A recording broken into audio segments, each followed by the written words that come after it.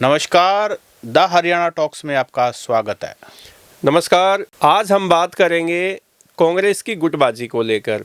हिसार में आज यानी कि मंगलवार को फिर कांग्रेस के नेता आपस में भिड़ गए। मंच पर मौजूद थे सांसद दीपेंद्र सिंह हुड्डा और कांग्रेस के हरियाणा प्रदेश अध्यक्ष राव नरेंद्र।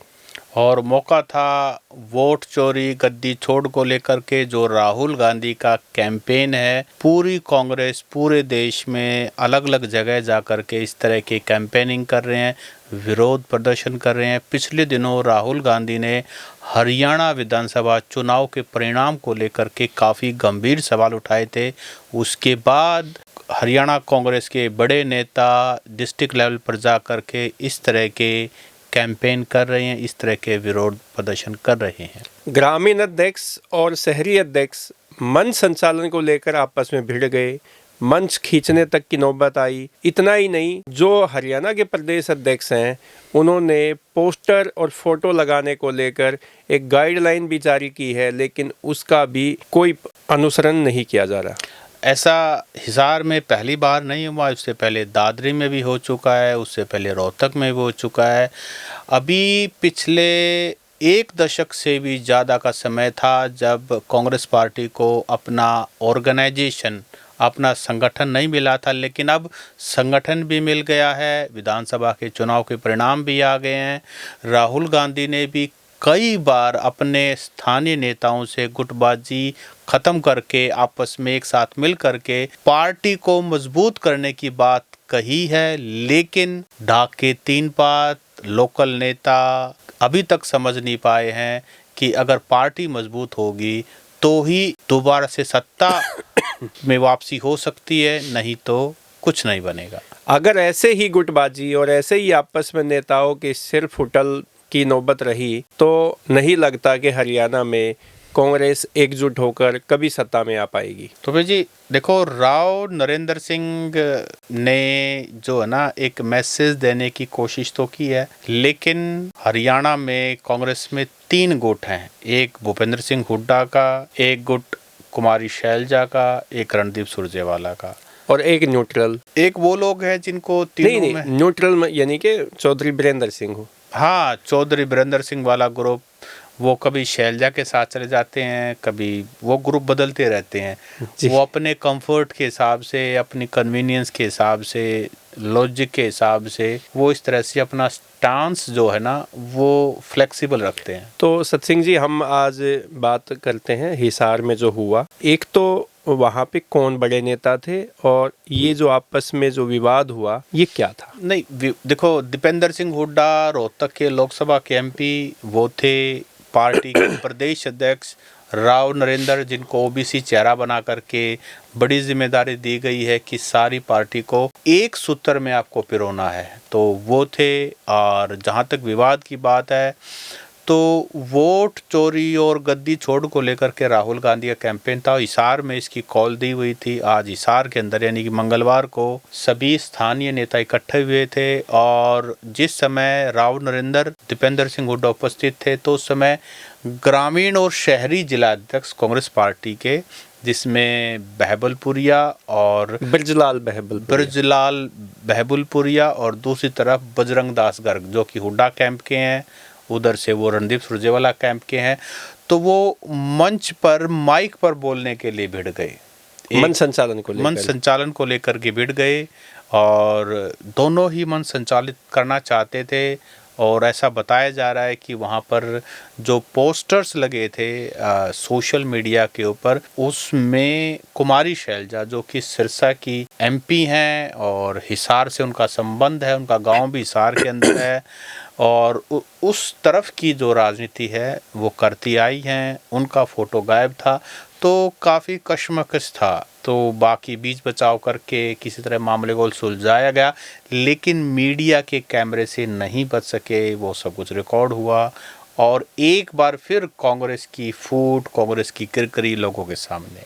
इसमें एक इंटरेस्टिंग बात जो देखने को मिली वो ये है, जैसा मीडिया में देखने को मिला, सुनने को, जब बजरंग दास गर्ग मंच संचालन करने के लिए माइक की तरफ जाते हैं तो बहबलपुरिया कहते हैं कि मेरे को मंच संचालन के लिए ऊपर से आदेश आए। अब ऊपर से आदेश किसके आए? देखो, वहाँ पे रोहतक के सांसद बैठे हैं मंच पे, हरियाणा के चीफ यानी कि प्रदेश अध्यक्ष राव नरेंद्र सिंह वहाँ पे मौजूद है। तो जिला अध्यक्ष को आदेश ऊपर से कहाँ से आए? जैसे वो पहले ये नहीं कहते थे, जब बिजली गांव में चली जाती थी और उनसे जब फ़ोन करके हमें शिकायत केंद्र में बात करते हैं कि भाई आज बिजली इस इलाके की नहीं है तो क्या दिक्कत है, बोला जी ऊपर से कट है।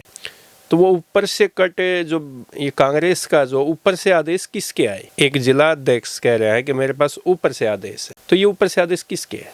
देखिए, कांग्रेस में यही एक फॉल्ट है कि वो अपने नेता को छोड़ करके बाकी किसी नेता को सम्मान नहीं देते हैं और दूसरे नेताओं की कोई बात का अनुसरण नहीं करते हैं। तो हो सकता है कि वो जिस गुट में हैं उन नेताओं से उनकी बात हुई हो या उनके कॉन्फिडेंस पर उसने अपना कॉन्फिडेंस दिखा दिया गया हो। देखो, ऊपर से तो मंच पे दो बड़े नेता तो हरियाणा के नहीं थे। एक तो रणदीप सिंह सुरजेवाला, जैसा आपने जिक्र भी किया कि वो ग्रामीण जो जिला अध्यक्ष बरजलाल, वो रणदीप सिंह जो सुरजेवाला है उनके कैंप के हैं। और एक कुमारी शैलजा जो ही सिरसा से सांसद है, वो वहाँ पे नहीं थे।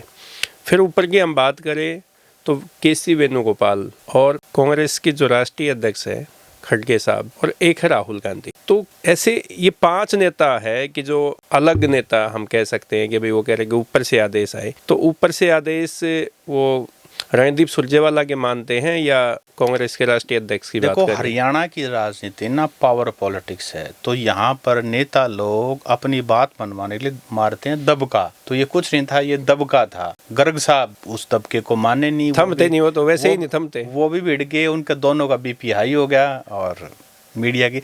और ऐसा पहली बार नहीं है, रोहतक के अंदर तो ऐसे ही घटना हुआ था जिसमें अपने ग्रामीण अध्यक्ष बलवान रंगा, वो भी तो नाराज होकर के, और वो भी क्या हुआ उसमें तो हम मौजूद थे।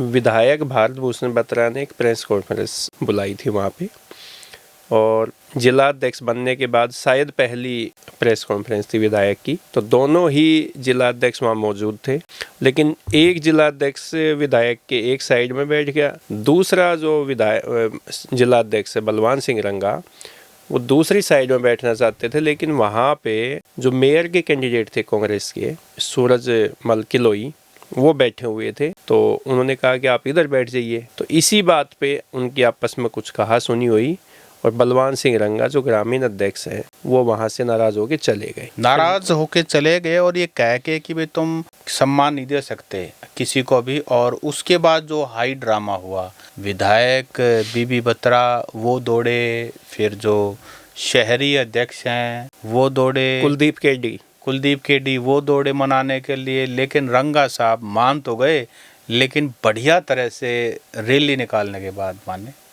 तो यही इससे पहले आप देखो चरखी दादरी में भी ये जो प्रदेश अध्यक्ष है राव नरेंद्र सिंह, इन्हीं की मौजूदगी में वहाँ पे भी आपस में कार्यकर्ता भिड़े हैं। हालांकि उसमें तो संज्ञान भी लिया है, स्पष्टीकरण मांगा है पार्टी की तरफ से भी। तो अब देखते हैं उस स्पष्टीकरण का क्या होता है, क्योंकि जिस नेता से स्पष्टीकरण मांगा है वो नेता खुद भी वहाँ पे पावरफुल है और हुड्डा कैंप से है। तो क्या स्पष्टीकरण देंगी? नहीं, स्पष्टीकरण पार्टी में ये हो सकता है कि ठंडे बस्ते में हो जाए, लेकिन पार्टी लेवल पे अगर कोई कार्रवाई हुई है तो उसका जवाब तो देना पड़ेगा। वो अलग बात, उस पर कभी कोई एक्शन ना हो सकता है उसको रद्दी की टोकरी में डाल दिया जाए। लेकिन पार्टी लेवल पर स्पष्टीकरण मांगा जाता है तो नियम तो फॉलो सारे ही होंगे। मंगलवार हिसार में देखने को मिले उससे, और बिहार में जो परिणाम आया महागठबंधन का, जिसमें कांग्रेस पार्टी थी, तेजस्वी वाली पार्टी थी, और भी अन्य पार्टी कई दलों का जो एक महागठबंधन बना था, उनका जो हशर हुआ है इंडिया ब्लॉक के। तो उसे एक बात समझ में, जब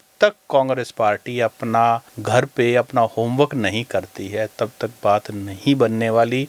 राहुल गांधी कितना ही जोर लगा लें तब तक यहाँ लोगों में अपनी इमेज, कांग्रेस को अगर सुधारनी है तो उनको अपनी आदतें सुधारनी पड़ेंगी।